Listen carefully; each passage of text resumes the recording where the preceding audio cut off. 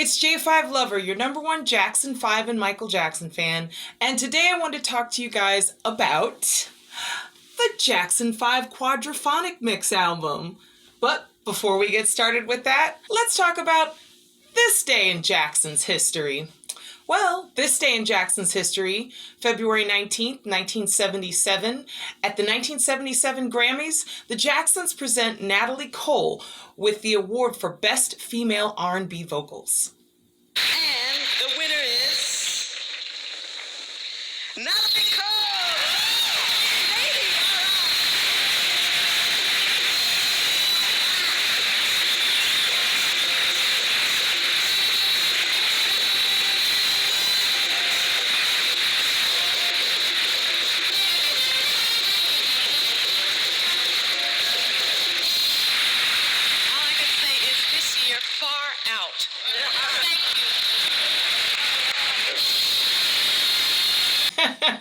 I love that. This is far out.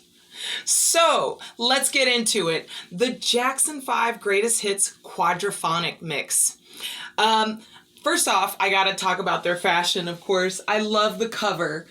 All those groovy and amazing clothes that they are wearing. They look awesome, which actually inspired me with my look today to wear this. I just had to get some of my groovy clothes out too. The Jackson 5's Greatest Hits album was originally released December 27th, 1971, and it sold 5.6 million copies, which I think is such a strange release date because, I mean, 2 days after Christmas, most albums are released like right before Christmas so people can give them away as gifts, but still sold 5.6 million copies, and that was just a greatest hits album. And of course, Motown wanted to make the most off of the Jackson 5 as quickly as they could because they didn't know at the time how long the Jackson 5 and the Jacksons would last. So they were trying to make the most of all of those #1 hits that they had accrued by 1971 by putting it in a greatest hits album. So fast forward to 1975. This greatest hits album was actually released as a quadrophonic album in Japan, but it wasn't released anywhere else in the world. Fast forward again to 2019. This greatest hits album was released as a quadrophonic mix. And for those of you who don't know what quadrophonics are, it's a better sound volume than anything you've ever heard. You can compare it kind of to today's 4.0 surround sound. I love the way that this album sounds. Of course, this isn't like, you know, how they did quadrophonics back in the 70s. You needed a lot of special equipment to play quadrophonic albums. Not a lot of groups released quadrophonic albums because it was so expensive to produce them and you needed special equipment to even produce the albums.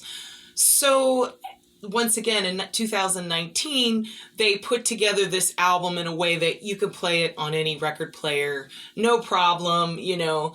But quadrophonics was such a big deal in the 70s. And actually, the first quadrophonic records were released in 1971, the same year as this album, ironically.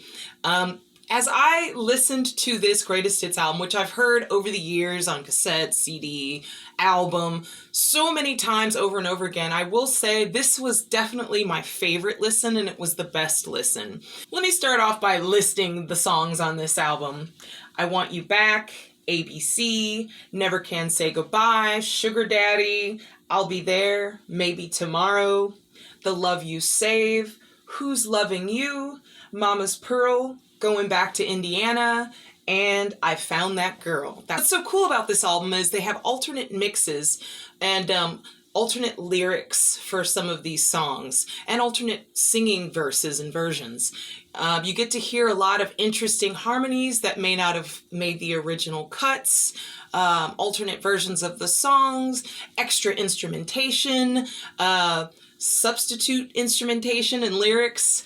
I absolutely love this album. I really enjoyed playing it. Of course, my only thing is there was a limited edition of clear albums that were released for this particular album, and I didn't get the clear limited edition. I just have the regular black record, of course. But getting into it, some of these songs sound so amazing.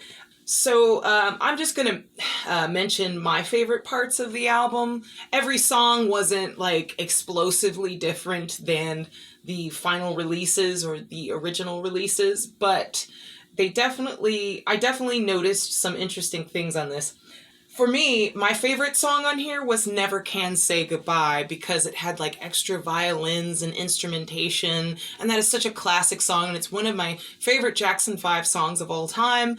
And I just love those extra violins that were later taken out of the original release. I absolutely love it. I think it's amazingly beautiful. And the song Sugar Daddy, I noticed, had some lyrics taken out and some lyrics substituted. It's kind of interesting to hear, and I feel like the song is cut short on this particular album.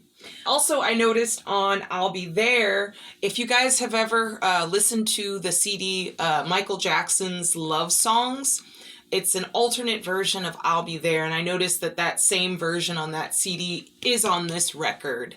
I will list in the link below some of the quadrophonic mixes that are actually available on YouTube here, as well as that alternate I'll Be There song, so that you guys can kind of take a listen and see for yourselves what you think of the quadrophonic mixes of the Jackson 5. I really love the brothers' extra harmonies on Mama's Pearl. I just think it really adds to the song. It's so beautiful, and I really hate that they took some of those extra harmonies out of the final cut. And going back to Indiana, of course, you know, Going Back to Indiana has that amazing guitar solo. Well, on this quadrophonic mix, the guitar solo is even longer and even more funky, and I just absolutely love it.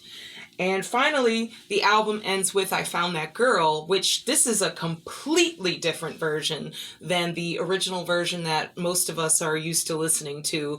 Jermaine sings this kind of in a different tone, and I find it interesting. I don't think it's necessarily better than the final version, but it's kind of cool to compare the difference between the two. I think it's just, I just love this album, like I said, and I love some of the interesting and alternate instrumentation and harmonies and singing that you hear on this. I think it's definitely worth a buy, and I'm so glad that they released this album in America. Alright, thank you guys so much for watching, and if you like this video, please like and subscribe, hit that bell icon so that you get a notification every time a new video of mine pops up. Also, you can follow me on Instagram. I'm going to leave a link in my comments section below so you can follow me there. Thank you guys so much for watching, and I'll see you next time. Bye.